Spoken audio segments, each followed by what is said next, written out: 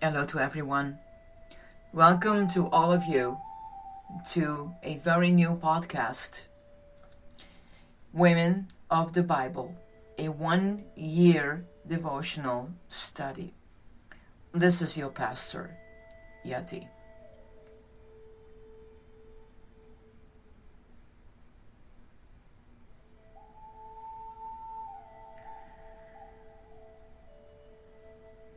If you take the courage to walk with me, almost on a daily basis, to study these women of the Bible,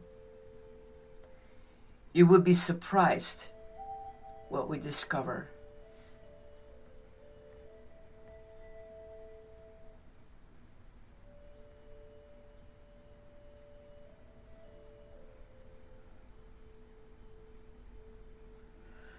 The Bible is so much more than a dry compilation of genealogies, prophecies, and laws.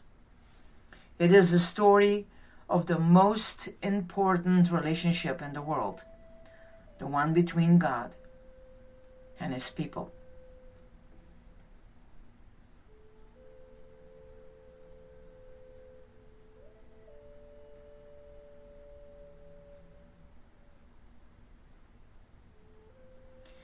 And of course, we alone are responsible for any deficiencies in all the sessions that will following from this first one on.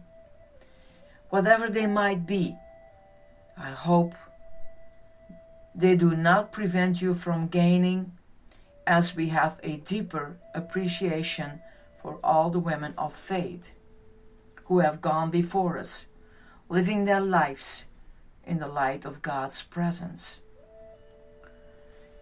We start with Eve.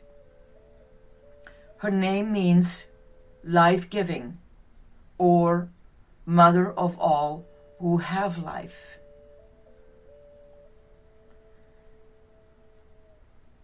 Her character. She came into the world perfectly at peace with her God and with her husband, the only other person on the planet. She lived in paradise, possessing every pleasure imaginable. She never knew the meaning of embarrassment, misunderstanding, hurt, estrangement, envy, bitterness, grief, or guilt, until she listened to her enemy and began to doubt God. Her sorrow that she and her husband were banished from paradise and the presence of God, and that her first son was a murderer and her second son is victim.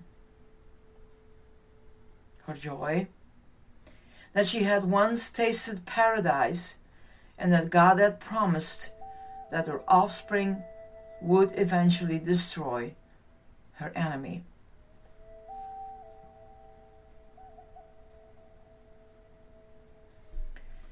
So write down the key scriptures for Eve, her story. Genesis 1:26.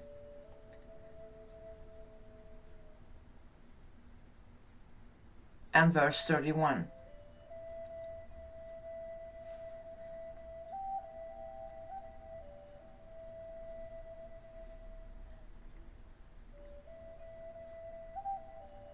And then 2-4. Her story. The woman stirred and stretched, her skin soft and supple as a newborn's.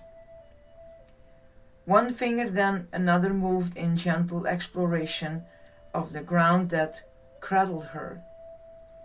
She could feel a warmth filling her, tickling her throat as it tried to escape, spilling out in the strong, glad noise of laughter. She felt surrounded, as though by 1,000 joys, and then a touch calmed her without diminishing her joy. Her eyes opened to a brightness, her ears to a voice, and then a smaller voice, echoing an elated response. This is new bone of my bones and flesh of my flesh. She shall be called woman, for she was taken out of man. Adam took hold of her, and their laughter met like streams converging. The man and the woman walked naked and unshamed in paradise. No shadows filled Eden, no disorder, discord, or fear. Then one day a serpent spoke to the woman. Did God really say, "You must not eat from any tree in the garden"? You will not surely die. For God knows that when you eat of it, your eyes will be opened, and you will be like God, knowing good and evil. The woman listened. She remembered the brightness, the voice of God that had filled her with joy. Could she really be like God? Pressed hard by desire, she took the fruit and then shared it with her husband, and suddenly darkness spread across Eden. It came not from the outside, but from within, filling the man and the woman with shadows, gravings, and misery. Order gave way to disorder, harmony to discord, trust to fear. Soon Adam and Eve heard the sound of their Creator walking in the garden, and they hid. "Where are you, Adam?"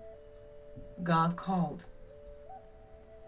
"I heard you in the garden," Adam replied, "and I was afraid because I was naked. So I hide."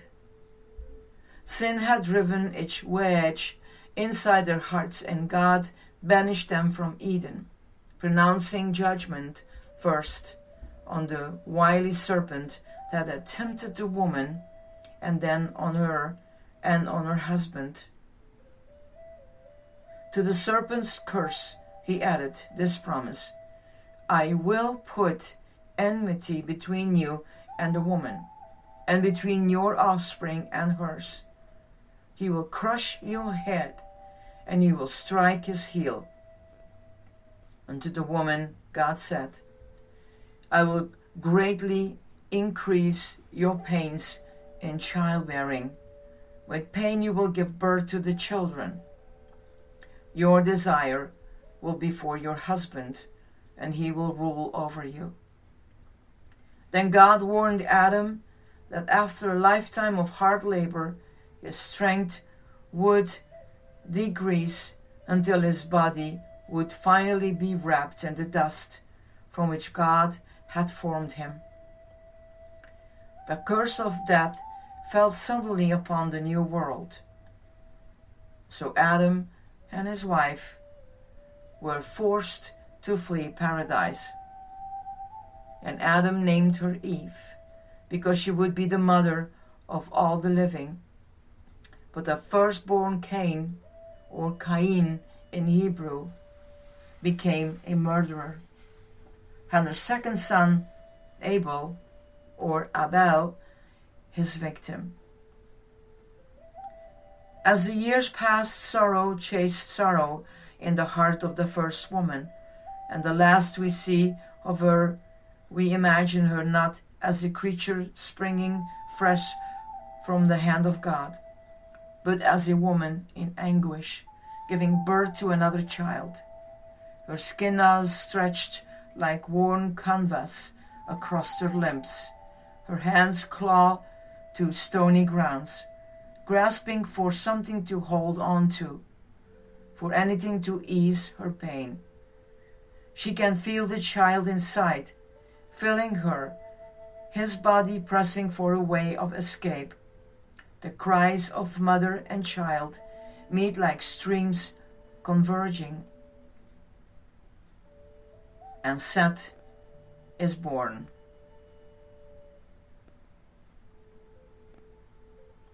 Finally, with her child cuddled against her breast, relief begins to spread across Eve's face. With rest, her hope returns. A smile forms, and then finally laughter rushes from her lips.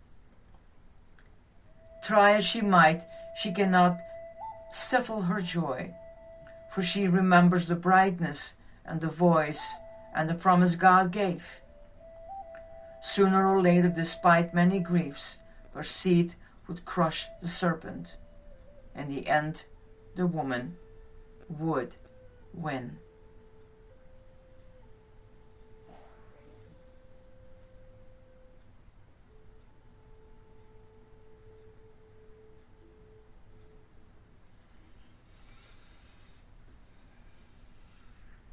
This is our first day together.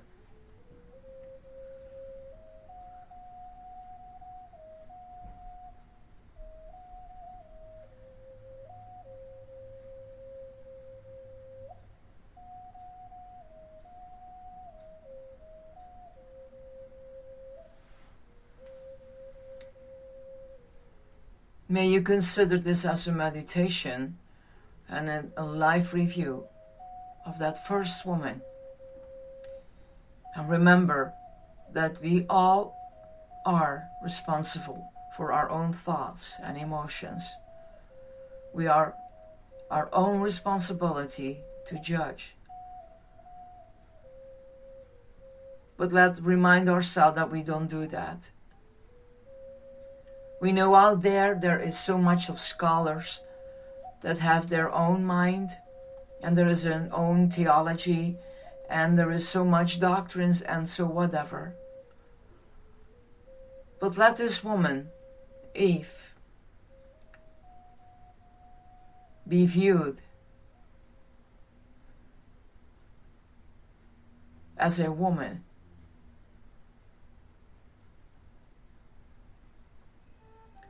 that she tried and that she was confused. Eve, the mother of the living.